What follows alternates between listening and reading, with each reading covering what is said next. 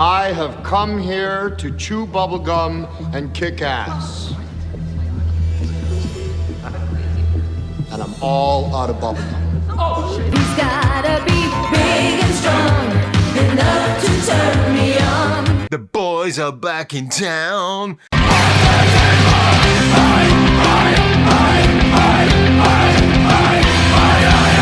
Hey, you know what, guys? I thought this was a very good story. I wasn't even looking for it. I just went on to Bounding Into Comics.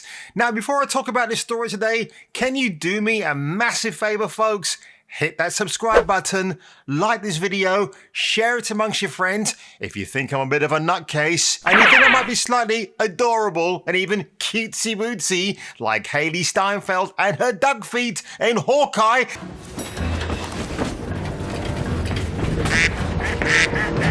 Yes, please do me those favors, folks. You'll be doing me an absolute solid. But without further ado, this got me hooked. I mean, what a way to pull me in. Bounding Into Comics.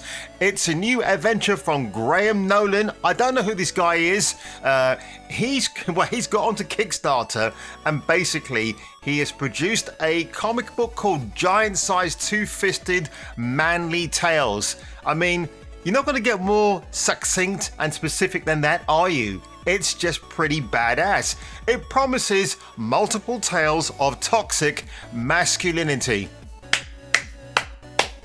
Yeah, notice I'm not doing the Adam Sessler hand clap like a sea lion, demented. No, I'm just giving this a big whoop whoop because it totally deserves it. And there you got some bro alpha dude in a baseball cap just going at it with, I'm assuming it's a werewolf of some sort, and like he's just steamrolling everybody who's trying to get out the werewolf's path, but we'll get into this story. It is great. Bane creator. Okay, Graham Nolan recently launched a crowdfunding campaign for his latest book, Giant-Sized Two-Fisted Manly Tales. That's what it's actually called. I love it. This is great. 100 big pages of fists and muscles. That's what I like. This is fantastic. This is now, why is he doing this comic, you may ask yourself? Well, I'm going to get to the bottom of that really, really quickly. Look at that. Action, adventure, ass kicking, the 3 A's, AAA. I like it. You see where he's going with this? Because who used to be AAA a long time ago? Marvel Comics, DC Comics, even at one point, Image Comics, when those artists deserted Marvel in the mid-90s to form Image. Nolan describes the book on his Indiegogo page, stating, Giant-Sized Two-Fisted Manly Tales is a collection of knuckle-busting, lip-splitting, teeth-spitting tales of action and adventure that celebrates what has become known as toxic masculinity. These are stories of men as protectors, as warriors, as adventurers, soldiers, having to rise up and do the right thing, sometimes at great personal sacrifice. This book is the reaction to the demonizing of masculinity. I've said that a few times in my videos, guys. In the current soy-based world, Nolan adds,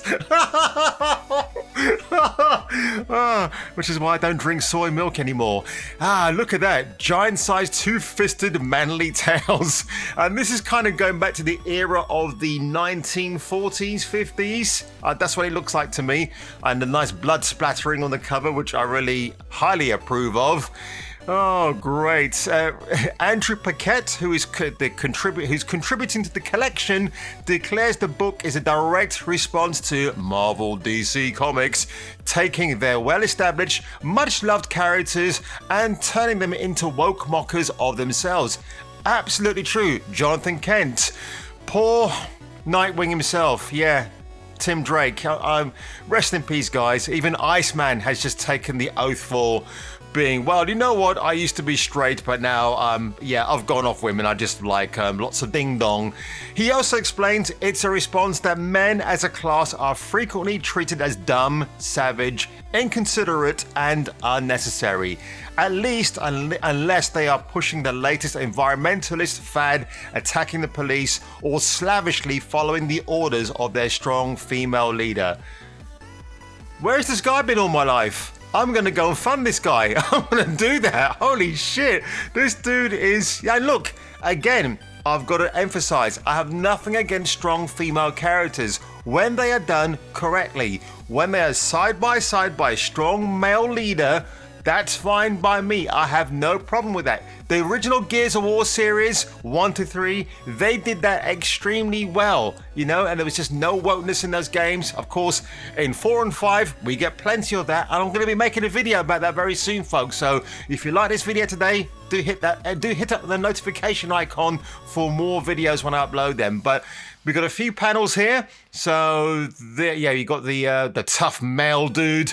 He looks a bit like Charlie Bronson, actually. Just landing his plane safely. As noted in that description, the book is a collection of multiple stories.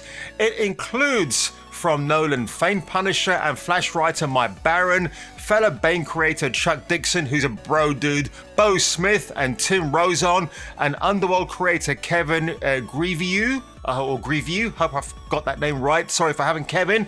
It also features the artistic talents of Bass Reeves, David Williams, longtime Marvel Comics artist Butch Guice, God, I hope I said that right.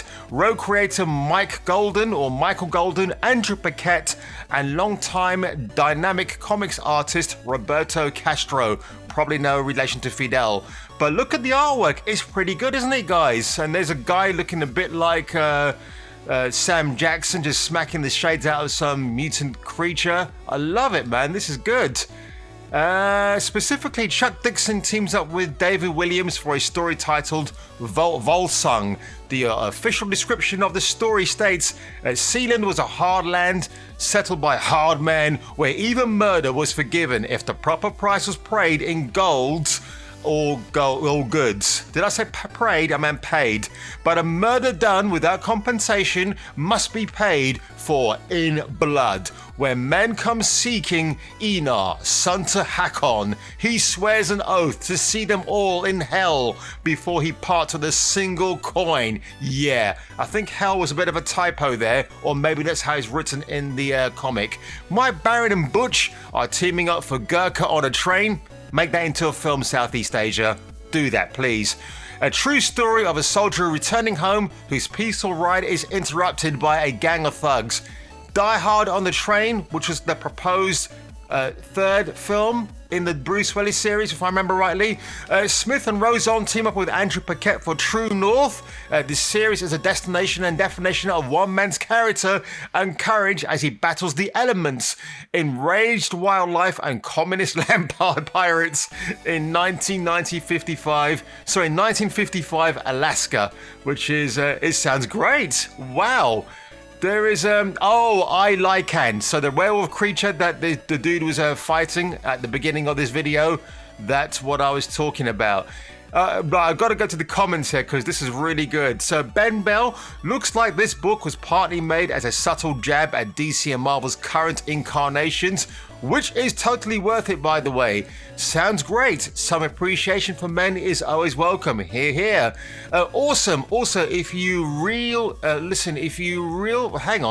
Awesome. Also, if you listen real closely, you can hear Dragon Spug FTW crying into his Don Lemon body pillow. Don Lemon is a newscaster, I believe, who has the worst takes.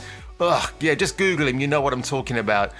I sort of hope they make a fortune simply because the ensuing woke meltdown would be its own deeply satisfying entertainment. Yeah, it's true.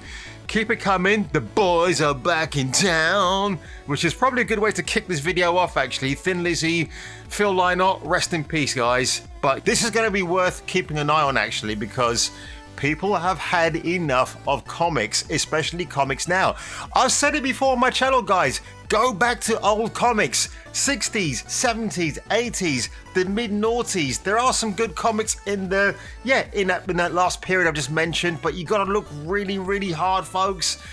Wow. So this is going to be the beginning of a movement, I feel, where people are just more compelled to go to these independent fund-raising sites to get money. I'm definitely all for it. You know, Keanu Reeves did Berserker, didn't he? And that's kind of become a really, really big hit as well.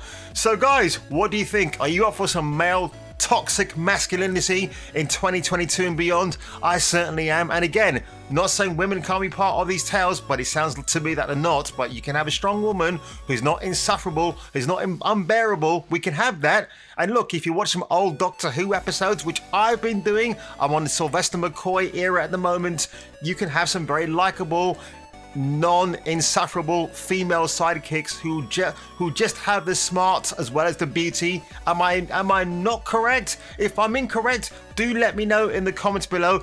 But I got a funny feeling many of you won't be correct me because you all stand side by side with me and you think I'm so wonderful. That was just a bit of mockery, guys. You know I love you, really. So folks, if you enjoyed this video today, leave a like below, smack that subscribe button, and yes, I'm going to end this video with some toxic masculinity courtesy of John St. John, aka Duke Nukem. Oh, we got a new member, Kung Fu Hot Dog. That's a great name. Welcome. Thank you so much. Hail to the king, baby. This is Duke Nukem. And you've been watching Jason King for Kung Fu Hot Dog Reviews. Like, comment, and subscribe. Because the king said so. You got that?